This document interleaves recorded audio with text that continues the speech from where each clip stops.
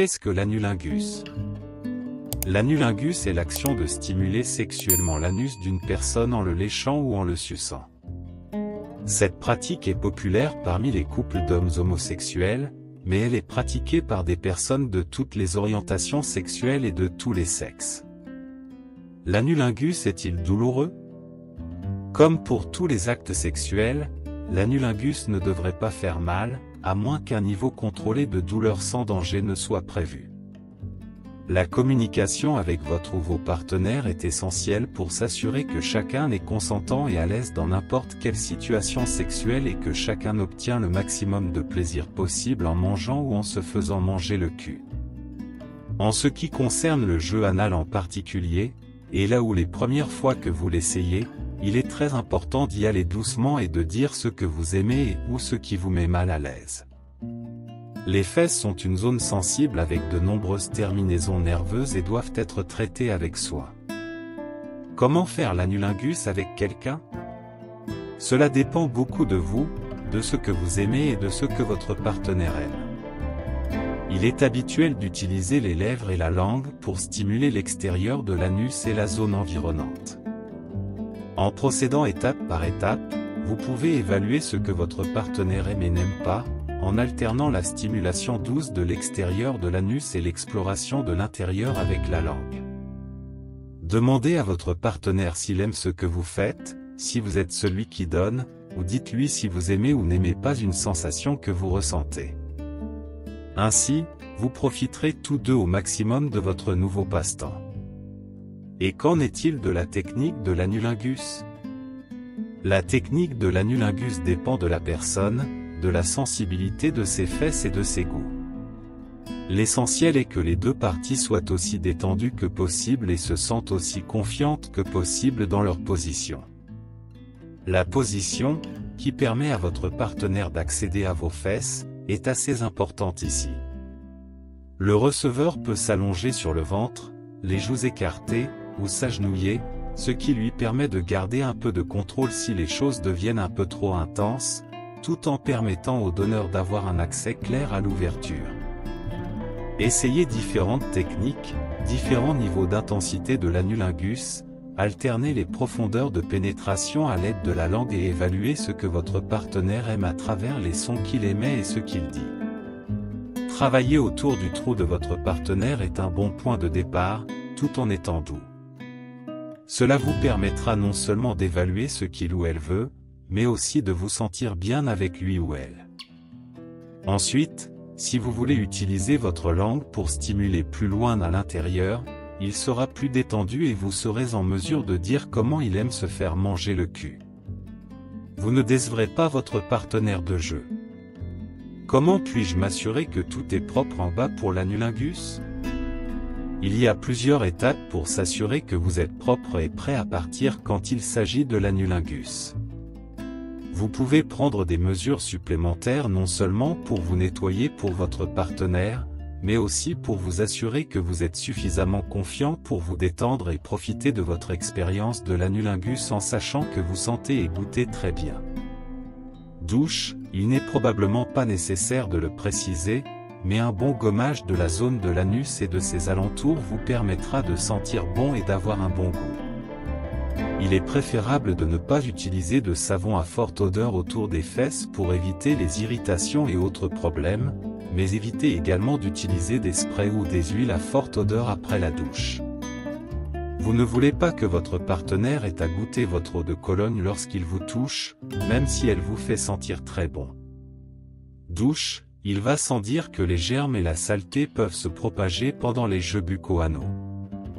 Un nettoyage approfondi à l'extérieur est une chose, mais si vous vous lancez dans des jeux anaux intenses, en particulier l'anulingus, il est probablement conseillé de se doucher avant. Mais beaucoup de gens ne savent pas comment faire une douche vaginale. La douche vaginale consiste à utiliser de l'eau pour évacuer la partie inférieure du côlon et se débarrasser de toutes les particules de caca qui pourraient s'y trouver, afin d'éviter toute mauvaise surprise. Les douches vaginales sont disponibles sur des sites et vous pouvez vous procurer des versions portables qui se remplissent au robinet et sont équipées d'un petit embout pour vous permettre de vous nettoyer où que vous soyez. Vous pouvez vous passer de douche vaginale car l'anulingus ne stimule que l'intérieur de l'ouverture anale, mais si vous vous lancez dans d'autres jeux anaux, il est recommandé de le faire, et si vous voulez vous sentir parfaitement propre pour que votre partenaire vous mange le cul, cela peut valoir la peine si vous vous en tenez à l'anulingus. Le rasage. Il s'agit d'une question délicate, vous avez peut-être envie de vous raser l'anus de toute façon, auquel cas cela pourrait être plus agréable pour votre partenaire, si c'est ainsi qu'il ou elle l'aime. Si vous ou votre partenaire avez une préférence en matière de rasage, c'est parfait. Les seules choses à garder à l'esprit sont les suivantes. S'il y a des poils, assurez-vous qu'ils sont très propres, et s'il n'y en a pas, veillez à ce que le receveur ne rase pas de trop près, ce qui pourrait provoquer des bosses et des entailles. Peut-être que le fait de tailler plutôt que de raser pourrait être un compromis heureux. Lubrifiant aromatisé. Si vous devez accepter le fait que vous mettez votre bouche sur le trou de balle de quelqu'un d'autre, les lubrifiants aromatisés peuvent atténuer un peu ce fait si vous êtes un peu dégoûté. Bien que leur goût soit généralement un peu chimique, ils peuvent vous aider à vous détendre si vous donnez un anulingus à quelqu'un pour la première fois. Comment savoir si quelqu'un aime l'anulingus? Demandez.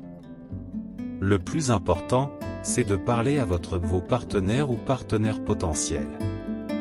Certaines personnes aimeront se faire dévorer les toiles de mer, mais d'autres ne seront pas partantes pour l'anulingus. Une conversation sur l'envie d'essayer le jeu de bouche à cul est vraiment le seul moyen de savoir si un partenaire régulier ou une relation amoureuse voudra se livrer à cet acte, et de fixer des limites si nécessaire. Mais il n'y a vraiment pas de quoi avoir honte et vous devriez vous sentir suffisamment à l'aise pour en parler si vous et votre partenaire n'avez jamais essayé l'anulingus auparavant, cela vous aidera également à vous sentir détendu au moment de passer à l'acte. L'anulingus est-il sûr ou dangereux? Manger un cul peut être une expérience très agréable, tant pour celui qui donne que pour celui qui reçoit. Mais comme tout acte sexuel, il comporte des risques, notamment un risque accru de transmission de l'hépatite A, ainsi que les risques habituels, gonorrhée, chlamydia, verrues, etc. Il est conseillé, comme à toute personne sexuellement active, de se faire tester régulièrement et de se faire traiter en cas d'IST. Bien sûr, l'utilisation de la bouche pour stimuler l'ouverture anale d'un partenaire comporte des risques supplémentaires de transmission de germes et a été associée à des risques accrus de giardia et d'autres maladies. Malgré cela, il s'agit d'une pratique sexuelle assez courante qui, avec une bonne hygiène, peut être pratiquée sans trop d'inquiétude. Le fait de trop toucher peut également provoquer de petites coupures de l'ouverture anale et augmenter les risques. Il est donc conseillé de se nettoyer correctement, sans en faire trop. Puis-je rendre l'anulingus plus sûr? Vous pouvez utiliser une digue dentaire comme barrière qui vous protégera contre certaines IST. Il s'agit d'un petit carré de latex que vous pouvez utiliser comme barrière entre votre bouche et le cul de votre partenaire pour réduire le risque de certaines IST. Mais, il existe des versions sans latex. Si vous ne trouvez pas de digue dentaire, vous pouvez couper un préservatif dans le sens de la longueur afin d'en fabriquer un vous-même. Si vous n'êtes toujours pas sûr, vous pouvez demander conseil à un conseiller de santé dans votre centre de santé sexuelle local. Mais le plus important, c'est de vous amuser. Vous vous êtes lancé dans cette excitante aventure bucco-anale, et vous devez vous détendre, l'accepter et l'apprécier par-dessus tout.